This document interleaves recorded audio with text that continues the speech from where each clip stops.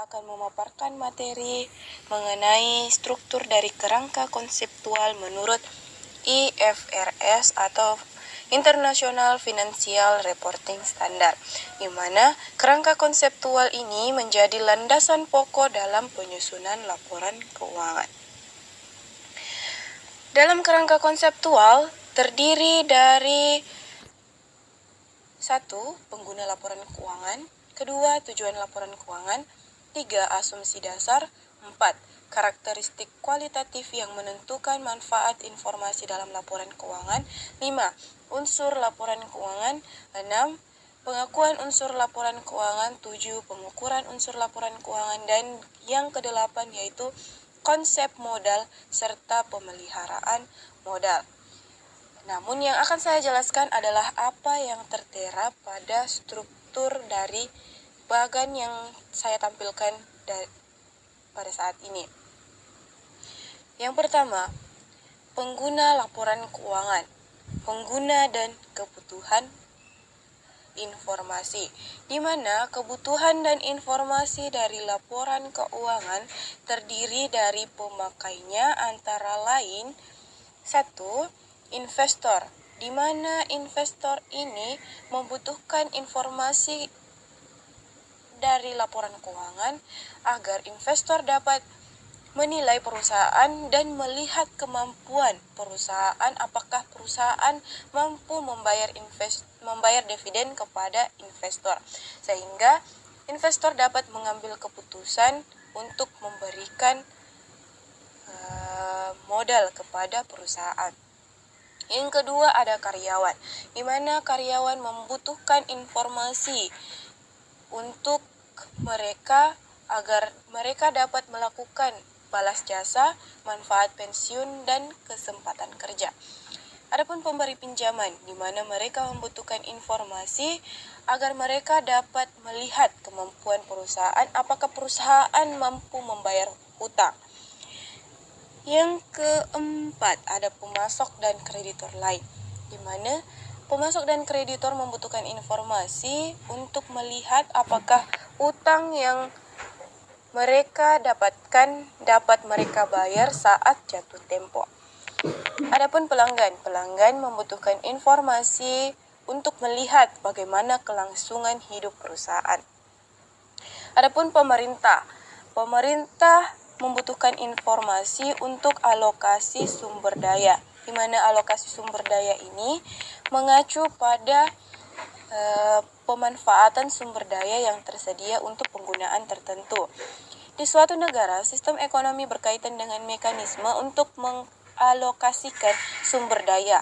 Misal, ekonomi pasar tergantung pada penawaran dan permintaan untuk mengalokasikan sumber daya. Berbeda dengan ekonomi terencana, di mana alokasi direncanakan secara terpusat oleh pemerintah. Maka, karena itu, pemerintah membutuhkan informasi untuk alokasi sumber daya. Yang terakhir ada masyarakat, di mana masyarakat membutuhkan informasi untuk perkembangan kemakmuran perusahaan. Mereka dapat melihat sejauh mana perkembangan kemakmuran perusahaan. Yang kedua dari pengguna dan kebutuhan informasi yaitu informasi yang disajikan dalam laporan keuangan itu harus bersifat umum. Arti dari bersifat umum ini berarti semua atau pemakai dari informasi dapat mengetahui isi dari informasi tersebut.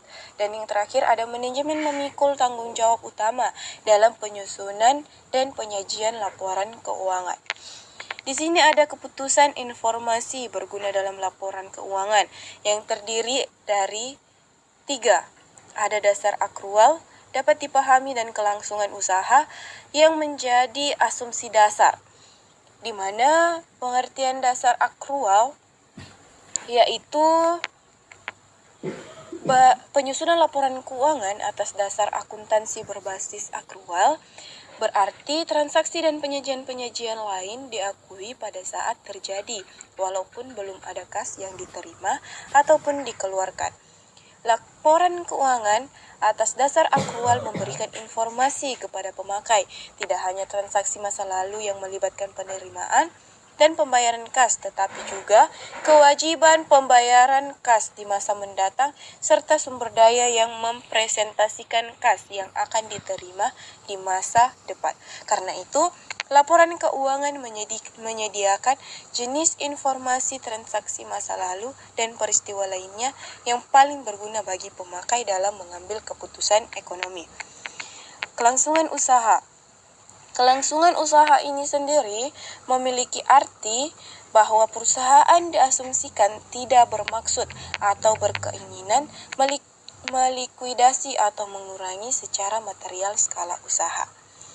Di sini dapat dipahami artinya informasi yang disajikan dalam laporan keuangan harus bisa dipahami oleh pengguna atau pemakai dan dinyatakan dalam bentuk atau istilah yang telah disesuaikan dengan batas pemahaman para pengguna. Karena itu, pengguna juga diasumsikan memiliki pengetahuan yang memadai atas kegiatan dan lingkungan operasi entitas pelaporan, serta adanya kemauan pengguna untuk mempelajari informasi dari laporan keuangan tersebut yang dimaksud. Dapat dipahami bercabang menjadi ada relevan dan keandalan, di mana relevan ini memiliki arti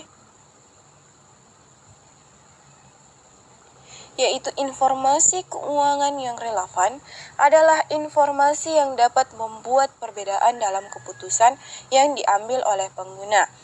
Informasi keuangan dikatakan mampu membuat keputusan yang berbeda jika memiliki nilai prediksi, nilai konfirmasi, atau keduanya. Karena itu, pada struktur atau bagan nampak ada nilai prediksi dan nilai konfirmasi yang saling berkaitan dengan relevan. Di mana jika suatu informasi keuangan dapat digunakan sebagai masukan kepada pengguna untuk memprediksi pengeluaran di masa mendatang, maka dapat dikatakan bahwa informasi keuangan tersebut mempunyai nilai prediktif. Jika suatu informasi keuangan dapat menyediakan umpan balik tentang evaluasi sebelumnya antara konfirmasi atau perubahan, maka dapat dikatakan bahwa informasi keuangan tersebut mempunyai nilai konfirmasi. Nilai prediksi dan nilai konfirmasi suatu informasi keuangan saling berkaitan. Informasi yang telah memiliki nilai prediksi atau prediktif juga seringkali memiliki nilai konfirmasi. Jika terjadi kelalaian ataupun kesalahan dalam menghilangkan atau melaporkan suatu informasi hingga dapat mempengaruhi keputusan ekonomi yang dibuat oleh pengguna informasi, maka informasi keuangan tersebut dikatakan informasi materialitas. Karena itu, relevan saling berkaitan dengan nilai prediksi dan nilai konfirmasi, dan dari nilai prediksi dan nilai konfirmasi maka timbullah nilai materialitas. Keandalan di sini berkaitan dengan ada penyajian wajar, substansi mengungguli bentuk, kelengkapan, dan bebas dari bias. Bebas dari bias pun juga berkaitan dengan pertimbangan sehat, di mana keandalan memiliki arti. Keandalan di sini dalam informasi dalam laporan keuangan memiliki arti bebas dari paham-paham yang menyesatkan dan kesalahan material, menyajikan setiap fakta secara jujur. Jadi saat menyajikan laporan keuangan itu berisi dengan fakta-fakta yang benar-benar terjadi, serta dapat diverifikasi. Informasi juga mungkin relevan, tetapi jika penyajiannya tidak dapat diandalkan, maka penggunaan informasi tersebut secara potensial dapat menyesatkan. Maksud dari penyajian wajar di sini yaitu informasi keuangan tidak hanya harus mewakili fenomena yang relevan, tetapi juga harus menyajikan secara tepat kejadian yang dimaksudkan agar informasi tersebut dapat berguna. Dalam penyajian yang wajar, terdapat 3 karakteristik yang harus dipenuhi, yaitu kelengkapan, netral atau bebas dari bias, dan substansi mengungguli bentuk, di mana bebas dari bias atau netral memiliki arti berarti tidak memihak, tidak dimanipulasi untuk meningkatkan kemungkinan bahwa informasi keuangan yang akan diterima baik atau tidak baik oleh pengguna. Adapun substansi mengungguli bentuk, di mana substansi mengungguli bentuk di sini memiliki arti bahwa informasi dalam laporan keuangan seperti transaksi, peristiwa, dan kondisi lain dicatat dan disajikan sesuai dengan substansi dan realitas ekonomi, dan bukan hanya bentuk hukumnya. Hal ini untuk meningkatkan keandalan laporan keuangan. Yang terakhir yaitu kelengkapan. Kelengkapan di sini artinya bahwa suatu informasi laporan keuangan agar dapat diandalkan, maka informasi tersebut harus lengkap dalam batasan materialitas dan biaya. Kesengajaan atau tidak mengungkapkan mengakibatkan informasi menjadi tidak benar atau menyesatkan, dan karena itu tidak dapat diandalkan dan kurang mencukupi ditinjau dari segi relevansinya. Di sini bebas dari bias berkaitan dengan pertimbangan sehat, di mana pertimbangan sehat ini adalah ketidakpastian yang tidak dapat diabaikan, meliputi berbagai peristiwa dan keadaan yang dipahami berdasarkan pengungkapan sifat dan penjelasan peristiwa serta keadaan tersebut dan melalui penggunaan pertimbangan sehat dalam menyusun laporan keuangan. Lalu kembali dapat dipahami itu terdiri dari dapat dibandingkan dan konsistensi dan pengungkapan. Dapat dibandingkan di sini berarti pengguna harus dapat membandingkan laporan keuangan entitas antar periode untuk mengidentifikasi kecenderungan posisi dan kinerja keuangan. Pengguna juga harus dapat membandingkan laporan keuangan antar entitas untuk mengevaluasi posisi keuangan, kinerja, serta perubahan keuangan secara relatif. Yang terakhir yaitu kendala informasi relevan dan andal, di mana kendala informasi relevan dan andal terdiri dari tepat waktu dan keseimbangan antara biaya dan manfaat. Tepat waktu di sini berarti menyediakan informasi bagi para pengambil keputusan di waktu pengambilan keputusan yang mampu mempengaruhi keputusan mereka. Informasi juga haruslah telah tersedia sebelum informasi tersebut kehilangan kapasitasnya untuk mempengaruhi keputusan pengguna informasi. Dan informasi apabila semakin lampau, maka informasi tersebut kurang berguna bagi informasi yang untuk mengambil keputusan. Yang berikutnya ada keseimbangan antara biaya dan manfaat. Keseimbangan antara biaya dan manfaat, pengertiannya yaitu biaya merupakan kendala besar atas informasi yang dapat disediakan oleh laporan keuangan. Pelaporan informasi keuangan menimbulkan biaya, dan yang terpenting bahwa biaya tersebut benar-benar untuk memperoleh manfaat dari pelaporan informasi tersebut.